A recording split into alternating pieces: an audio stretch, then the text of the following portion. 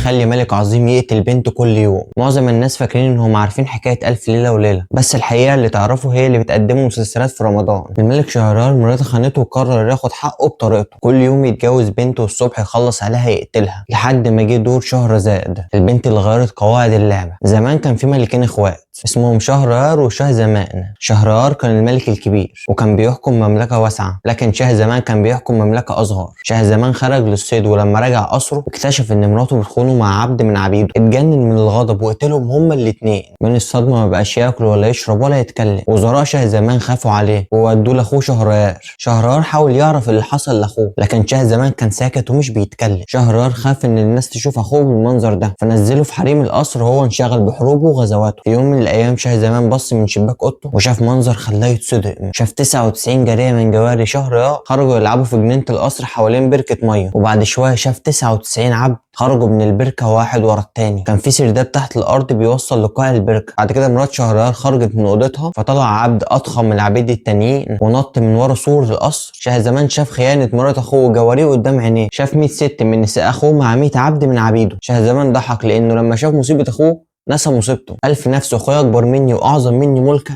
ومصيبته 100 مرة مصيبتي. ولما شهريار رجع من غزواته لقى أخوه بياكل وبيشرب وبيتكلم وبقى كويس، فسأله عن اللي حصل. فشهزمان حكى له عن اللي شافه. شهريار أكيد ما كانش مصدق، فشهزمان قال له اعلن في القصر إنك رايح تصطاد وخليك في أوضتي وشوف بنفسك. شهريار عمل كده وشاف اللي شهزمان شافه. اتجنن هو كمان وأمر بقتل ال100 ست وال100 عبد. شهريار قال لأخوه محدش يقتلها زينا، فإيه فايدة الملك؟ انا رايي اننا نسيب ملكنا لوزرائنا ونمشي في الارض. لو لقينا حد حصل له زينا نرجع وهنكون عرفنا ان ده حاجه عاديه بتحصل، ولو لا يبقى احنا ملعونين ومنحوسين. شهزمان وافق وخرجوا لابسين لبس الدراويش ومشوا في الجبال والوديان. بعد ما مشوا كتير وصلوا لشط البحر وقعدوا تحت شجره، وفجاه طلع اعصار زي العمود، فاستخبوا بسرعه فوق الشجره. الاعصار ده كان جني ضخم طلع من البحر وشايل صندوق كبير على راسه. لما وصل للبر فتح الصندوق وطلع منه صندوق اصغر. لما فتح الصندوق السابع طلع منه بنت جميله. الجني قال لها: يا زوجتي العذراء، يا اللي خطفتك من عريسك يوم عرسك ومحدش لمسك لا انس ولا جن، وحافظت عليك في ظلمات البحر السبعه وفي الصناديق السبعه. البنت لاحظت الملكين فوق الشجره فقالت لهم: لو ما نزلتوش هصحيه وهو هياكلكم. فنزلوا وطلبت منهم يعملوا معاها الفاحشه. رفضوا في الاول، بس لما هددتهم بالجن وافقوا. ولما خلصوا طلبت منهم خواتمهم وحطتهم في علبه صغيره فيهم 98 خاتم، وقالت: الجن ده خطفني ليله عرسي وحبسني زي ما شفتم.